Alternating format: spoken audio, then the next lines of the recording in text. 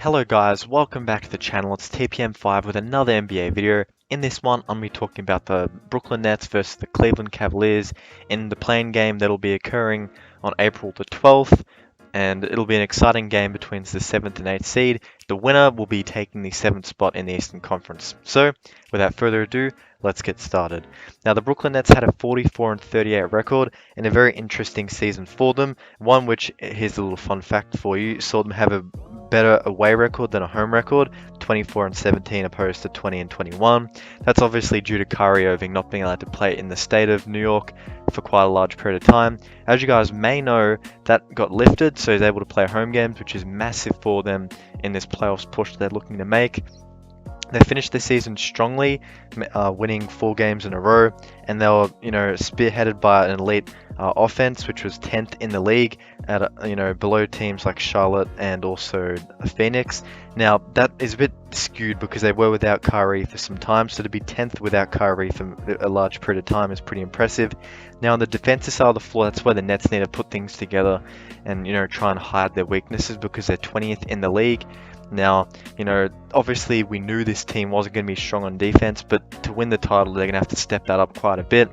Obviously, as you guys know, they've been led by Kevin Durant, who's an elite NBA player, averaging 29.9 points, and then shooting 52% from the field and 38% from 3. Amazing considering the volume of shots he's taking.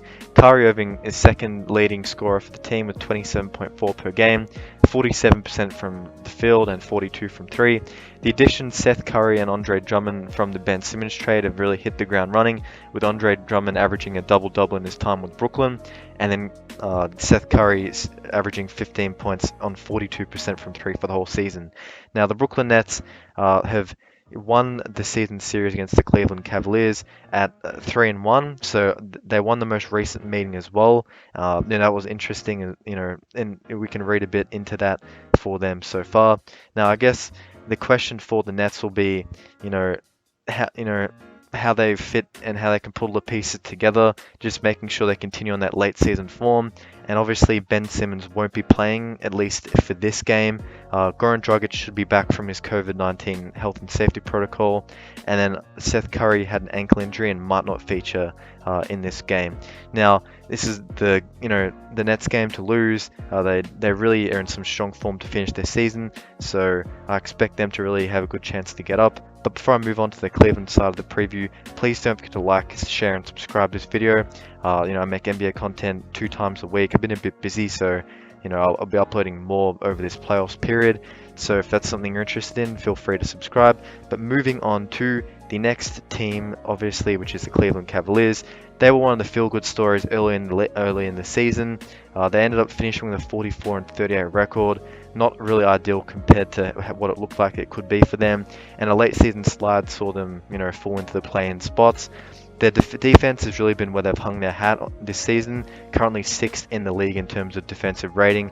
On offense, they're slightly worse, 20th in the league. So these teams are kind of polar opposites, obviously being that the Nets are elite on offense and the Cavs are elite on defense. Darius Garland had a breakout year, averaging 22 points and 8.5 assists, starting 67 games. Jarrett Allen, further improved on his season from last year, now averaging 16 points and 10.8 rebounds, in pole position to get into an all-NBA defensive team. And obviously Evan Mobley having a Rookie of the Year type season, averaging 15 and 8 in a rookie year, drawing comparisons to Kevin Garnett. Now they acquired Caris LeVert as well. He's been a great addition for them, adding some playmaking, getting you 17 points rather inefficiently at 44% and 32.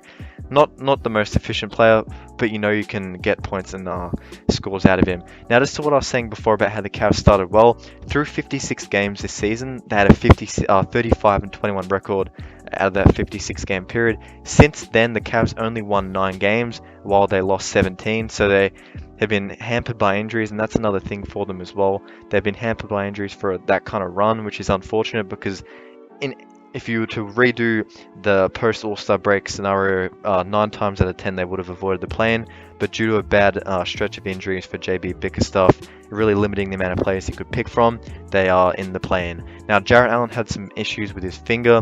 He is one of the biggest questions for the Cavs, as his defense really was a key part of this team and really did contribute to, them shooting up the standings. I think that the fractured finger he suffered last month is something he might be able to play through, but then you don't want to risk it. So if he comes through maybe he might have to come in, in the next playing game, the second playing game. So it's going to be rough for them if that's the case. But in the end, regardless of Jarrett Allen being there, I think that the Brooklyn Nets will beat the Cleveland Cavaliers. They're the overwhelming favorites. They have the season record, and they also have the star power too. It'll be interesting to see, but that's my opinion. Don't forget to tell me who you think will win, and if you like the video, like it, and also don't forget to subscribe. And until next time, peace out. Thank you guys for watching, and have a good day or night whenever you're watching.